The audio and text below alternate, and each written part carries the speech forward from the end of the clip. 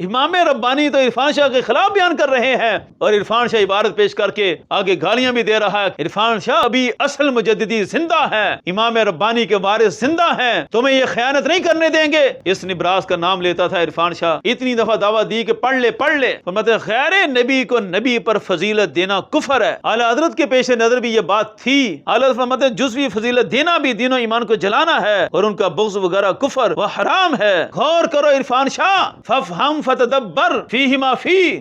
بسم اللہ الرحمن الرحیم، الحمد للہ رب العالمین، والصلاة والسلام علی سید المعصومین وعلی آلہ واصحابہ المحفوظین۔ حضرات گرامی،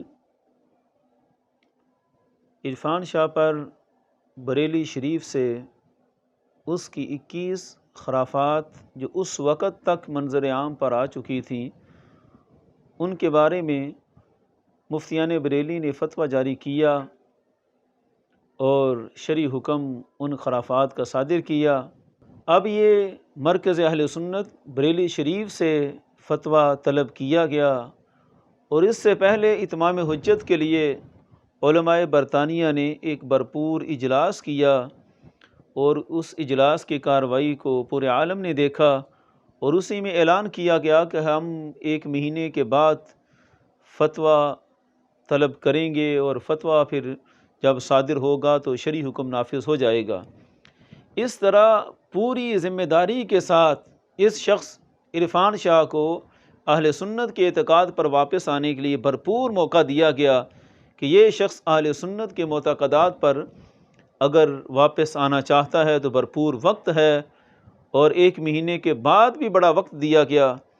پورا ایک پروسیس مکمل کر کے جب تمام حجتیں دیکھ کر شرعی حکم نافذ کیا گیا تو اب باقاعدہ فتویٰ اس شخص پر نافذ ہو چکا، اور اس فتویٰ کی روشنی میں اب عرفان شاہ کا بیان سننا، اس کی صحبت میں بیٹھنا اور اس کے معتقدات کی ترغیب دینا، یہ سب کچھ حرام ہے۔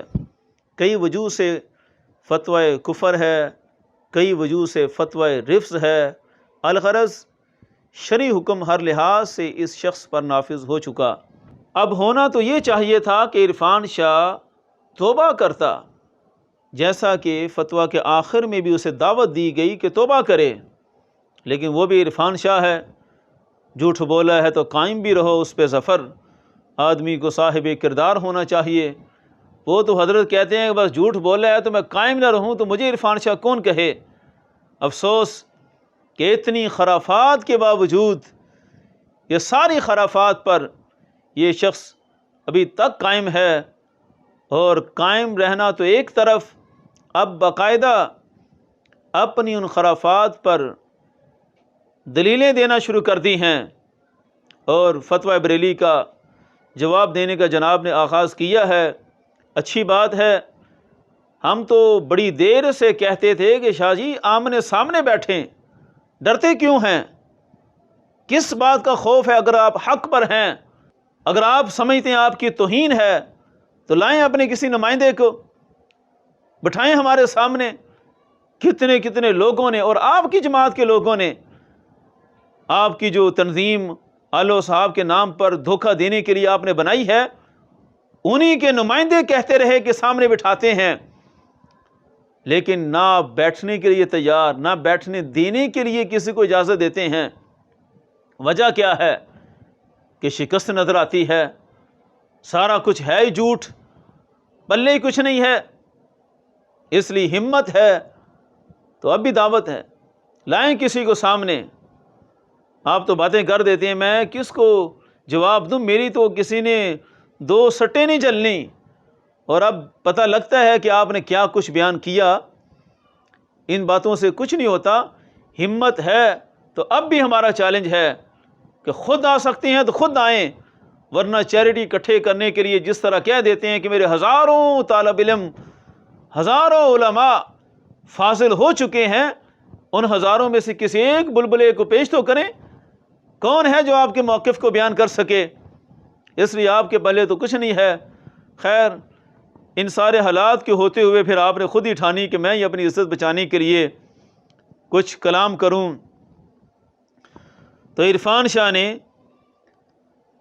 فتویٰ بریلی شریف کا جواب دینے کی کوشش کی اور ناکام کوشش کی۔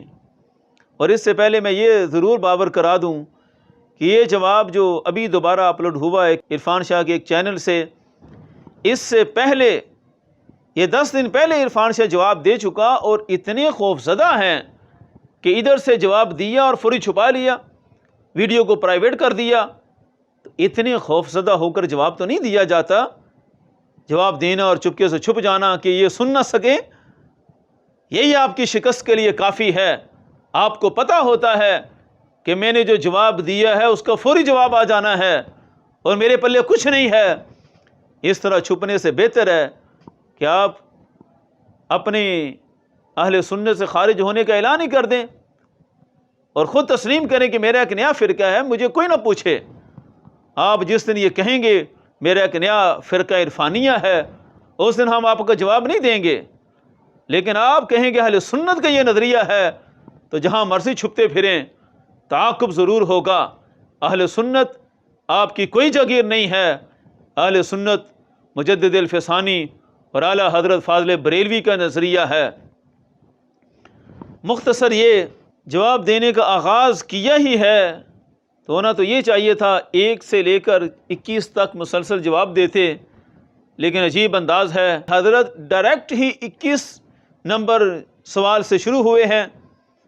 تاثر یہ دینا چاہتے ہیں کہ شاید پچھلوں کا سارا جواب آ چکا ہے اور یہ آخری جواب ہے، حالانکہ یہ پہلا جواب ہے عرفان شاہ کا، اور الٹی طرف سے شروع ہوئے ہیں۔ خیر مرضی ان کی، ویسے بھی الٹی ہی چال چلتے ہیں دیوان گان عشق، اب عشق کی بجائے رفض لے لیں کہ الٹی ہی چال چلتے ہیں دیوان گان رفض، تو شاہ صاحب کی الٹی چال چلاتے رہیں۔ الغرض اس جواب میں عرفان شاہ نے جو بازاری زبان استعمال کی علماء بریلی کے خلاف، یہ کسی بھی ایک عام سنی کو کبھی زیب نہیں دیتا کہ وہ اپنے مرکز اہل سنت کے خلاف اس طرح کی بد کلامی کرے، لیکن اس سے کیا وعید ہے، اس کا تو دن رات مشغلہ ہی یہ بد زبانی اور بد کلامی ہے، اور بھی جتنی فضول باتیں انہوں نے کی ان کا تو جواب کوئی بنتا ہی نہیں ہے۔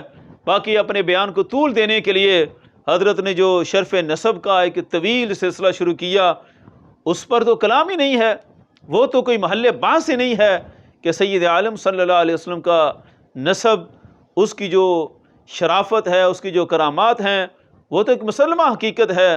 تو یہ تو ایسے بیان کو طول دینے کے لیے ایک وہ درمیان میں باتیں کرتے رہے۔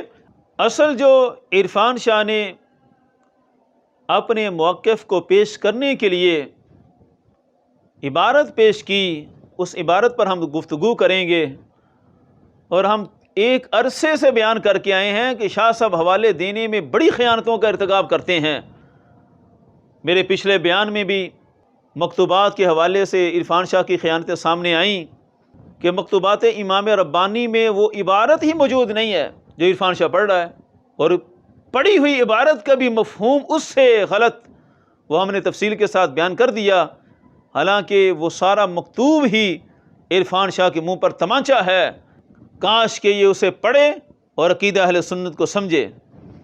بہرحال یہاں بھی جو خلاصہ پیش کیا علماء بریلی کے فتوے کے رد میں، اس میں عرفان شاہ کا ایک اور نظریہ سامنے آیا کہ غیر نبی کو نبی پر جزوی فضیلت حاصل ہو جاتی ہے، اور اس فضیلت کا اظہار کرنا، اس فضیلت کے لحاظ سے غیر نبی کو نبی سے افضل قرار دینا، یہ بالکل جائز اور روا ہے۔ اب عرفان شاہ نے جو من گھڑت ایک نظریہ بنا لیا کہ غیر نبی کو نبی پر جزوی معنی میں فضیلت دینا اور جزوی معنی میں افضل قرار دینا یہ بالکل جائز ہے، یہ اس کا ایک الگ نظریہ سامنے آیا۔ اس نظریے کی بنیاد پر اپنے اوپر لگنے والے فتوے کو اس نے رد کیا، اور جو عبارات پیش کی ہیں ان کو ہم بعد میں پیش کرتے ہیں۔ سب سے پہلے یہ واضح ہو کہ عرفان شاہ وہاں بیان کر رہا تھا کہ مجھ پر ڈالا گیا کہ عرفان شاہ کی موجودگی میں اس کے بھائی نے یہ کلمات کہے ہیں، تو اول یہ بھی بہت بڑی خیانت ہے۔ یہ فتویٰ حاضر ہے کہ فتویٰ عرفان شاہ کے بھائی کی عبارت پر نہیں بلکہ عرفان شاہ کی اپنی عبارت پر فتویٰ لگا ہے۔ کیسی خیانت ہے کہ اپنے اوپر لگے ہوئے فتوے کو بھی گول مول کرنے کی کوشش کر رہے ہیں۔ یہ فتوے کی عبارت حاضر ہے کہ خود موصوف کے بیان میں جملہ جو کائنات کے سب سے مقدس ہستی بعد رسول خدا کے، ان کا جز، ان کا لخت جگر، یہ جملہ جو عرفان شاہ کا تھا، اور ایک اور جملہ بھی استفتاء میں پیش کیا گیا، اس لحاظ سے جب استفتاء طلب کیا گیا تو اس پر ہے کہ یہ جملہ ضرور حضرت سیدہ کو دیگر حضرات انبیاء کرام پر فضیلت دینا ظاہر و روشن، اور کسی بھی نبی پر غیر نبی کو فضیلت دینا بالاجماع کفر ہے۔ تو پہلے تو عرفان شاہ کو یہ تو پتہ چلے کہ فتویٰ اس کے بھائی کی عبارت پر الگ ہے، اور اس پر جو فتویٰ ہے وہ اسی کی عبارت پر ہے۔ یہ مت دھوکہ دینے کی کوشش کرے کہ کسی نے کہہ دیا تو میں کون سا ذمہ دار ہوں۔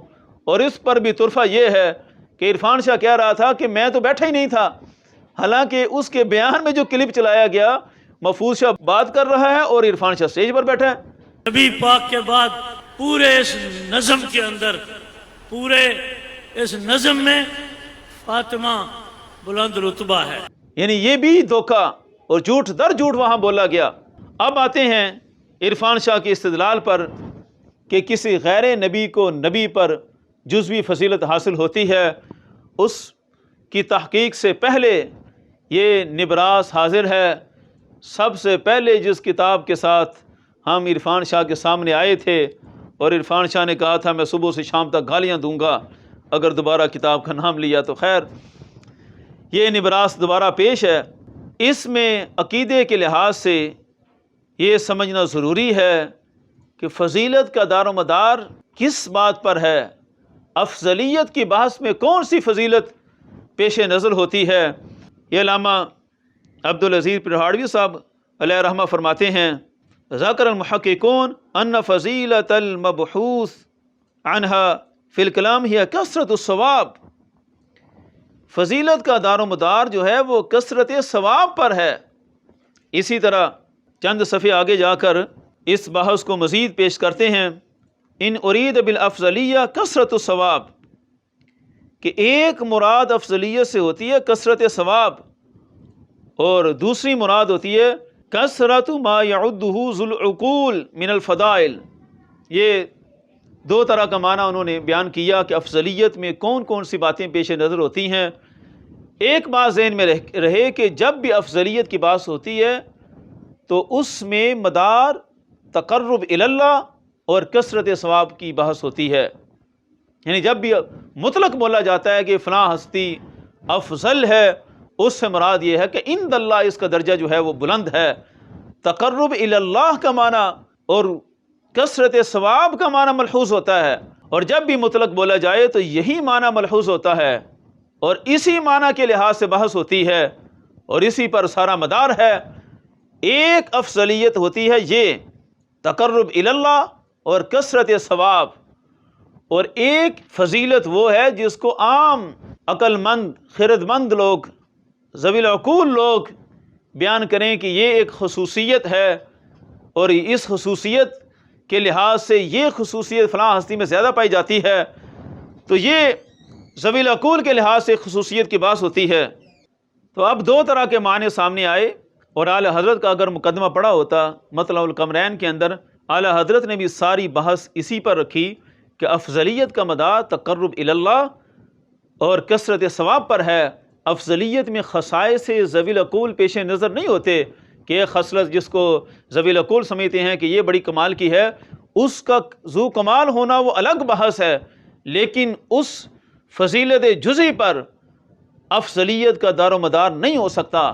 اس بنیاد پر کسی غیر کو دوسرے سے افضل نہیں قرار دے سکتے جس کو شرع نے افضل قرار دیا ہو۔ یہ انتہائی اہم مسئلہ ہے، اور اسی مسئلے پر ہی ساری بحث الٹ پلٹ کرنے کی کوشش کرتے ہیں سارے تفصیلیہ حضرات۔ یعنی خصائص دیگر حضرات کو حاصل ہیں، لیکن افضلیت بالاجماع حضرت سیدنا صدیق اکبر رضی اللہ تعالیٰ عنہ کی ہے صحابہ اکرام میں۔ تو اب بات یہ ہو رہی ہے کہ افضلیت مطلقہ اور جس افضلیت کی بنیاد پر کسی ہستی کو افضل قرار دیا جا سکتا ہے وہ صرف اور صرف تقرب الی اللہ کا مرتبہ ہوتا ہے، اور اسی لحاظ سے ہی افضلیت کی بحث ہوتی ہے۔ تو عوام میں جب بھی بیان کیا جاتا ہے تو مطلق میں یہی معنی ملحوظ ہوتا ہے، اور یہ پیش نظر رہے، یہ علماء متکلمین کا ہمیشہ کا فیصلہ ہے۔ اس میں بیان کرتے ہوئے یہ بیان کرنے کی ضرورت نہیں ہوتی کہ تقرب الی اللہ میں سب سے مقدس ہستی یہ ہیں، بلکہ جیسے ہی یہ لفظ بولا جائے گا کہ سب سے مقدس ہستی یہ ہیں، تو سمجھنے والے خود سمجھ جائیں گے کہ سب سے مقدس کس اعتبار سے ہیں؟ تقرب الی اللہ کے اعتبار سے، اللہ کے ہاں بلندی درجات کے اعتبار سے۔ لیکن جب جزئی فضیلت بیان کریں تو اس میں افضلیت کو شامل نہیں کیا جا سکتا۔ یہ کہا جا سکتا ہے کہ فلاں نے 60 حج کیے، فلاں کو یہ خصائص حاصل ہیں، لیکن یہ نہیں کہا جائے گا کہ اس بنیاد پر فلاں ہستی فلاں سے افضل ہو گئی۔ یہ جزئی خصائص ہیں، جزئی خصائص کو افضلیت سے کوئی تعلق نہیں۔ فضیلت اور چیز ہے اور افضلیت اور چیز ہے۔ یہ بڑا سمجھنے کا نقطہ ہے کہ جزئی فضیلت کو افضلیت سے کوئی علاقہ نہیں ہوتا، اور عرفان شاہ پر جو فتویٰ ہے وہ افضلیت کے مسئلے میں ہے، جزئی فضیلت کی تو بات ہی نہیں۔ عرفان شاہ نے کلام کیا کہ سب سے مقدس ہستی، اور سب سے مقدس ہستی جب قرار دے رہے تھے وہاں تو کوئی جزئی مقید نہیں کی گئی، کس لحاظ سے قرار دیا؟ اس لیے مطلق جب بولا گیا تو علماء متکلمین کا صدیوں سے اجماع ہے کہ مطلق جب بولا جاتا ہے تو اس کا مفہوم تقرب الی اللہ والا ہوتا ہے، اور اسی لحاظ سے مفتیان بریلی نے فتویٰ صادر کیا کہ یہ اس نے مطلق بول کر جز رسول صلی اللہ علیہ وسلم ہونے کے لحاظ سے جو استدلال کیا ہے، اس استدلال کی بنیاد پر مطلق بولا، اور اس بنیاد پر ہی کفر کا فتویٰ ہے۔ اس لیے فتویٰ اپنی جگہ بالکل درست ہے۔ اب آتے ہیں عرفان شاہ کے اس استدلال پر جو مکتوبات شریف کی عبارت سے اس نے پیش کیا۔ عرفان شاہ کا استدلال یہ تھا، امام ربانی فرماتے ہیں اگر در جزئی از جزیات غیر نبی را بر نبی فضل متحقق شود، اگر کسی ایک جزئی کو جو غیر نبی کی جزئیات میں سے ہو، اس جزئی کو کسی نبی پر فضیلت متحقق ہو گئی تو باقی نیست، کوئی حرج کی بات نہیں ہے، بلکہ یہ سب کچھ واقع بھی ہے۔ اب امام ربانی کی عبارت اور عرفان شاہ کے اعتقاد میں زمین آسمان کا فرق ہے۔ امام ربانی کی عبارت یہ ہے کہ کسی ایک جزئی کو غیر نبی کی جزئیات میں سے کوئی جزئی ہے اور اس جزئی کو نبی پر فضیلت حاصل ہے تو کوئی حرج کی بات نہیں ہے۔ نبی کے خصائص پر امام ربانی اگلے ہی لفظ میں خود بیان فرما رہے ہیں، چنانکہ در مادہ شہداء، جیسے کہ مادہ شہداء میں سب کچھ ثابت ہے۔ مادہ شہداء میں چند ایسے خصائص ہیں کہ جو صرف شہید کو حاصل ہوتے ہیں۔ اب یہ مسئلہ واضح ہے کہ امام ربانی جو مراد لے رہے ہیں، جس طرح ہم نے پہلے بیان کیا کہ ایک افضلیت کا معنی ہے کثرت ثواب، تقرب الی اللہ، وہ مطلق جب بولا جائے تو یہی معنی مراد ہوتا ہے، اور ایک ہوتی ہیں وہ خصوصیات جو اصحاب عقول کے ہاں خصائص سمجھے جاتے ہیں۔ مثلا حج کرنا ایک خصوصیت ہے، 50 حج کرنا بہت بڑی خصوصیت ہے۔ اب کوئی بندہ کہے کہ نبی پاک صلی اللہ علیہ وسلم نے ایک حج کیا، اور آگے سے گئے جناب میرے پیر صاحب نے 50 حج کیے ہیں، تو یہ جزئی خصوصیت ہے۔ عند ارباب العقول، جس کو عقل مند سمجھتے ہیں کہ یہ اچھا کام ہے حج کرنا، 50 حج کرنا اچھا کام ہے، اس کے ہاں ہے، لیکن اس خصوصیت کی بنیاد پر ایسا قطعاً نہیں کہا جا سکتا کہ کوئی پیر معاذ اللہ نبی سے افضل ہو گیا۔ افضلیت کو اس سے کوئی علاقہ ہی نہیں ہے، افضلیت کی تو یہ بحث ہی نہیں ہے۔ وہ 50 حج کر کے بھی نبی کے ایک سانس کی برابر بھی مقام نہیں پا سکتا، چاہے جائے کہ اسے افضل قرار دیا جائے۔ اب یہ ہے مجدد الفسانی، اور یہ نظریہ مجدد الفسانی پیش کر رہے ہیں کہ ایک جزوی عمل کو، کسی ذات کو نہیں۔ عرفان شاہ نے ذات کا نظریہ پیش کیا ہے، مجدد الفسانی علیہ رحمہ فرما رہے ہیں کہ ایک جزوی عمل غیر نبی کا، اس کو فضیلت تو حاصل ہو سکتی ہے، اس فضیلت کی بنیاد پر اسے مقام مل سکتا ہے، لیکن اس کا یہ مطلب نہیں کہ وہ فضیلت تقرب الی اللہ والی فضیلت ہے، بلکہ وہ فضیلت صرف اور صرف ارباب عقول کے ہاں چند خصائص کے لحاظ سے فضیلت ہے۔ یہ دو معنی کا بہت بڑا فرق ہے۔ تقرب الی اللہ کا تعلق افضلیت کے ساتھ ہے، اور جزوی فضیلت تو پھر کئی بندوں کو حاصل ہو جائے گی۔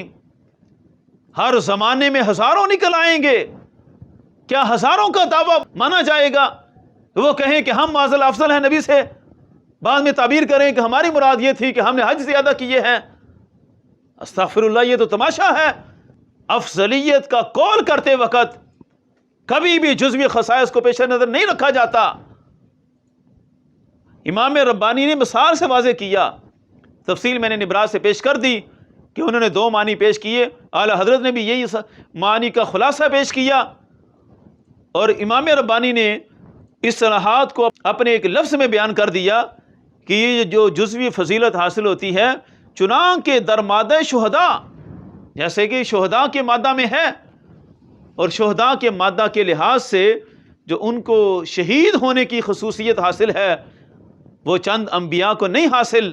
اس لحاظ سے کوئی کہہ سکتا ہے کہ جناب ہمارے حضرت صاحب شہید ہوئے ہیں، تو شہید ہونے کے لحاظ سے ہم کہیں گے کہ ہمارے حضرت نبی سے بھی افضل ہیں معاذ اللہ۔ غور کرو عرفان شاہ، فافہم فتدبر فیہ ما فی، یہ باتیں آپ ہمیں کرتے تھے، کیا کیا خرابیاں اس میں اٹھانی ہیں۔ امام ربانی تو یہ بیان فرما رہے ہیں کہ مادہ شہداء کی خصوصیت وہ ارباب عقول والی خصوصیت ہے۔ عند اللہ تقرب جو ہے وہ اور چیز ہے، اس لحاظ سے افضل قرار دینا وہ صرف جو اسلام کے معتقدات میں ہے وہ وہی ہے، کسی اور کو افضل قرار نہیں دیا جا سکتا۔ اب ذرا حاشیہ بھی دیکھ لیں، حاشیے میں کیا بیان کرتے ہیں۔ حاشیے میں واضح ہے، فرماتے ہیں بلکہ در مادہ غیر شہداء نیز واقع شداست، کہ یہ جو ارباب عقول کے ہاں جو خصائص ہوتے ہیں یہ تو شہید کے علاوہ بھی ہزاروں لوگوں کو حاصل ہیں۔ کہتے ہیں حدیث پاک میں قال صلی اللہ علیہ وسلم ان من عباد اللہ لاناسا ما هم بانبیاء ولا شہداء یغبطهم الانبیاء والشہداء یوم القیامت قالوا تخبرنا من هم قال هم قوم تحابوا بروح اللہ علی غیر ارحام بینہم۔ اب یہاں تو یہ بیان کر رہے ہیں کہ قیامت کے دن ایسے لوگ بھی ہوں گے جو نہ نبی ہوں گے نہ شہداء ہوں گے، لیکن شہداء اور انبیاء ان پر غیبتہ کریں گے۔ غیبتہ کے معنی کی تحقیق دیکھیں، رشک کریں گے ان کے مقام پر۔ کون ہوں گے؟ تحابوا بروح اللہ، جنہوں نے صرف اللہ کو راضی کرنے کے لیے ایک دوسروں سے محبت کا رشتہ قائم کیا تھا۔ ہزاروں کیا لاکھوں مریدین ہیں شیوخ کے جو اپنے ولیوں سے محبت کرتے ہیں اور اسی نیت سے کرتے ہیں کہ اللہ والے ہیں۔ اب مجدد الفسانی نے مادہ شہداء کا ذکر کیا، محشی نے اس سے بھی بڑا ذکر کیا، تو یہ فضیلت تو لاکھوں کیا کروڑوں لوگوں کا حاصل ہو جائے گی، اور ہر بندہ آ کر ڈنکا بجانا شروع کر دے گا کہ میری فضیلت انبیاء سے بھی بڑھ کر ہے، اور بعد میں پھر عرفان شاہ کی طرح طویل کر دے گا کہ جزوی فضیلت ہمیں بھی حاصل ہے۔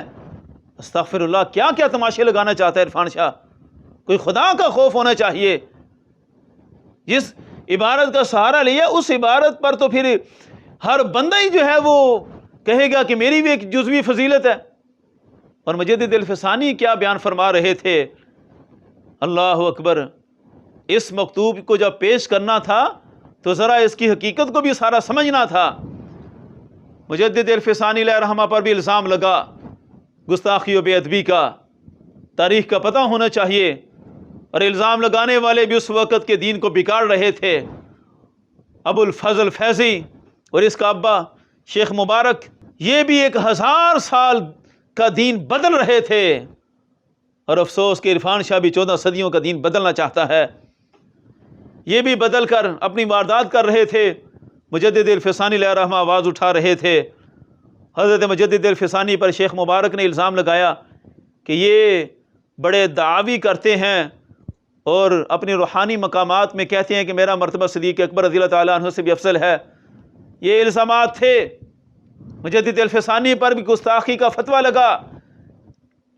آج جو امام جلالی سیدہ شرفہ پر فتویٰ لگاتے ہیں اپنی حقیقت جانیں، اور یہ سارے عالم پر آشکار ہو چکا ہے کہ یہ غور کرو عرفان شاہ، فافہم فتدبر فیہ ما فیہ۔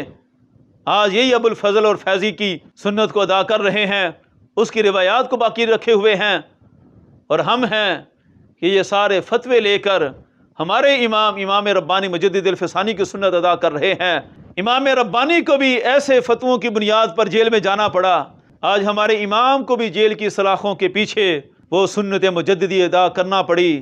یہ جو مکتوب پیش کیا گیا، اس کا پس منظر بھی یہی تھا۔ کسی نے الزام لگایا کہ یہ اپنے آپ کو مقام صدیقیت میں شمار کرتے ہیں اور صدیق اکبر رضی اللہ تعالیٰ عنہ سے افضل سمجھتے ہیں۔ حضرت مجدد الفسانی علیہ رحمہ اس کا جواب دے رہے تھے، اور جواب اسی معنی میں دے رہے تھے کہ ایک جزوی فضیلت حاصل ہو جاتی ہے، اور جزوی فضیلت کی بنیاد پر افضلیت کا مدار نہیں ہوتا۔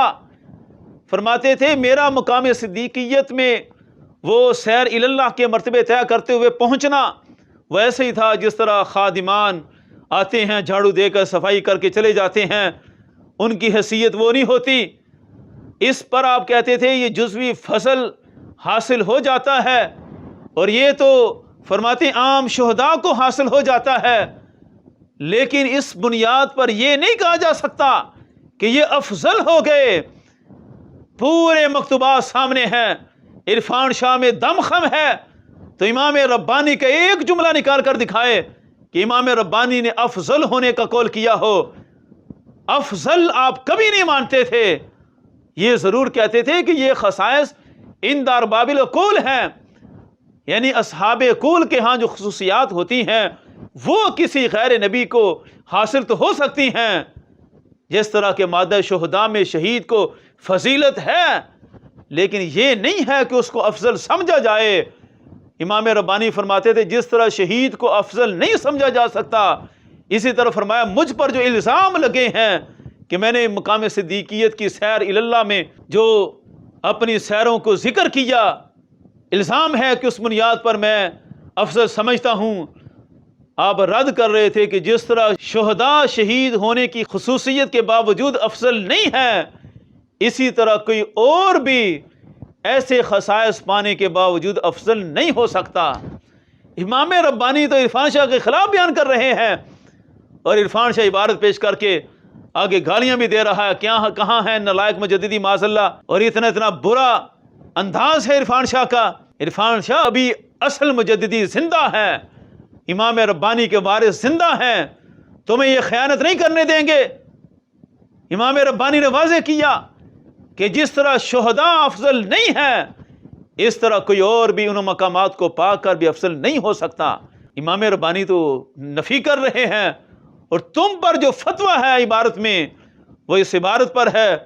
تم نے کہا جو کائنات کی سب سے مقدس ہستی بعد رسول خدا کے، تم نے یہ قول کیا ہے کہ سب سے افضل ہستی وہ صرف اور صرف ایک ہیں، اور پھر ایک نہیں، اس پر بھی پھر کئی اعتراضات آئیں گے کہ اگر اس پر جاتا ہے شرف نسب پر، اور شرف نسب کو اگر عرفان شاہ افضلیت کا مدار بناتا ہے، یہ میں نبراس کی عبارت پیش کر ہی دیتا ہوں کہ شرف نسب سے اگر افضلیت کا مدار قائم ہو تو کتنی بڑی خرابی ہے۔ صاحب نبراس بیان کرتے ہیں افضلیت کا مدار کثرت ثواب تقرب اللہ پر ہوتا ہے، شرف نسب کو اس میں کوئی دخل نہیں ہے۔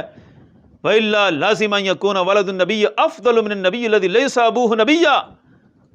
کہا اگر صرف شرف نسب کو دیکھ کر افضلیت کی باتیں کرنی ہیں تو اس کا مفہومی ترجمہ یہ ہے، عرفان شاہ جس طرح سیدہ پاک رضی اللہ تعالی عنہا کو سارے نبیوں پر فضیلت دے رہا تھا، حضرت صاحب بن ابراز فرماتے ہیں اس سے لازم آئے گا کہ نبی کی اولاد وہ نبی سے ہی افضل ہو جائے، کہ سیدہ پاک کا مرتبہ اگر شرف نسب کے لحاظ سے دیکھنا ہے تو پھر تو سید عالم صلی اللہ علیہ وسلم سے بھی افضل ماننا پڑے گا، کیونکہ سیدہ پاک رضی اللہ تعالیٰ عنہ کے والد، ان کے باپ تو ہمارے آقا صلی اللہ علیہ وسلم ہیں، امام الانبیاء ہیں، اور امام الانبیاء صلی اللہ علیہ وسلم کے والد نسب میں وہ تو نبی نہیں ہے، حضرت عبداللہ رضی اللہ تعالیٰ عنہ۔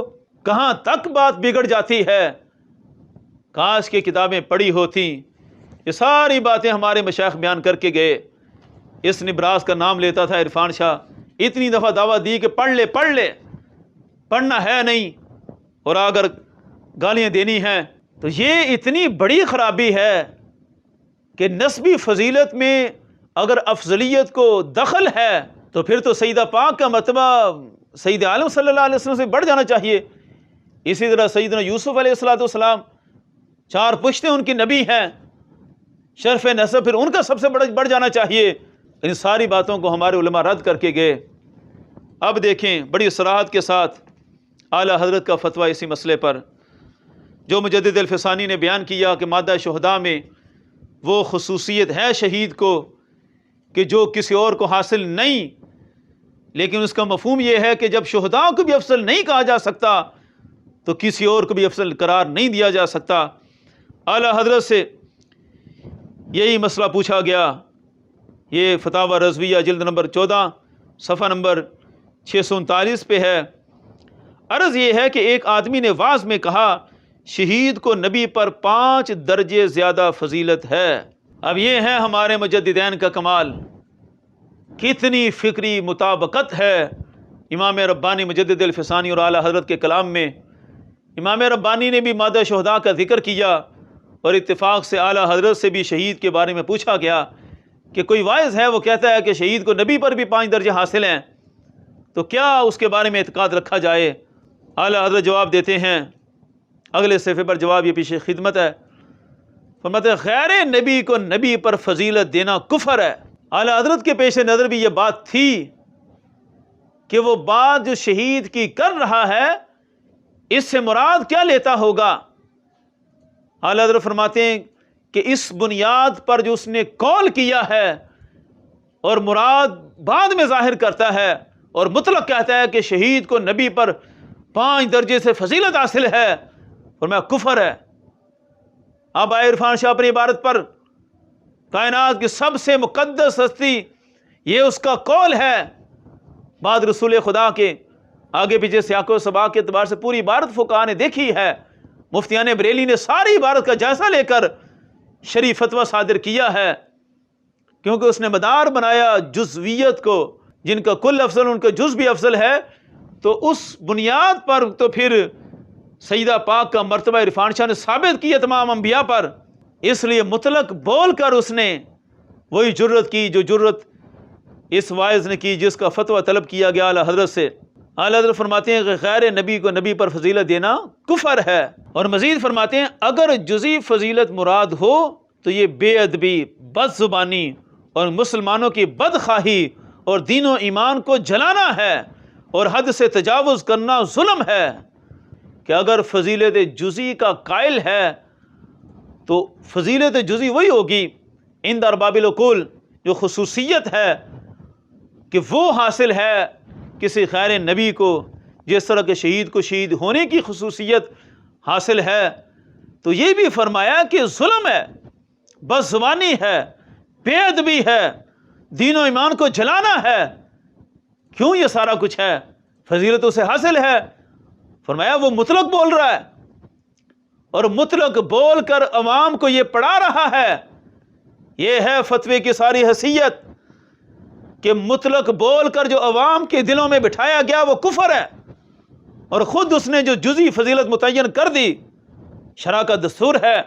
احتمال میں اگر وہ احتمال لے لیتا ہے اس کا اعتبار تو ہوگا، لیکن عوام کا تو دین و ایمان جلا کے رکھ دیا۔ اعلیٰ حضرت اس کی اجازت نہیں دے رہے، فرماتے ہیں عوام کا دین و ایمان جلانا ہے، اگر وہ اپنے کسی دماغ کے گوشے سے نکال لاتا ہے کہ میں نے جزوی طور پر کہا ہے، جس طرح عرفان شاہ نے اب آ کر کہا کہ جزوی فضیلت میں نے مراد لی ہے، اور اپنے بیان پر اسی طرح قائم ہے کہ بیان بالکل درست ہے، اعلیٰ فرماتے ہیں جزوی فضیلت دینا بھی دین و ایمان کو جلانا ہے، اور ان کا بغض وغیرہ کفر و حرام ہے۔ یہ ہے اعلیٰ حضرت کا فتویٰ۔ اب کریں تطبیق پیدا۔ تطبیق دونوں فتووں میں یہی ہے کہ اعلیٰ حضرت اور مجدد الفسانی کے ایک ہی نظریہ ہے کہ جزوی خصائص عند ارباب العقول تو حاصل ہو سکتے ہیں غیر نبی کو، لیکن اس خصوصیت کی بنیاد پر کسی غیر نبی کو نبی سے افضل قرار دینا یہ کفر ہے۔ مجدد الفسانی پر جو الزام تھا، آپ نے فرمایا مادہ شہداء میں یہ جزوی خصوصیت حاصل ہے، وہ بھی افضل نہیں ہو سکتے، اس لیے مجدد الفسانی بھی افضل نہیں ہے، آپ تو رد کر رہے تھے۔ عرفان شاہ کا دعویٰ تب ثابت ہو جب یہ ثابت کرے کہ مجدد الفسانی نے افضلیت کو ثابت کیا ہو اور اپنے اوپر لگنے والے الزام کو عملاً کہا ہو کہ افضل ہوں۔ ایسا کہیں نہیں ہے، یہ الزام تھے اور مجدد الفسانی علیہ الرحمہ اس الزام کا قواعد اسلامی کی روح سے جواب دے رہے تھے۔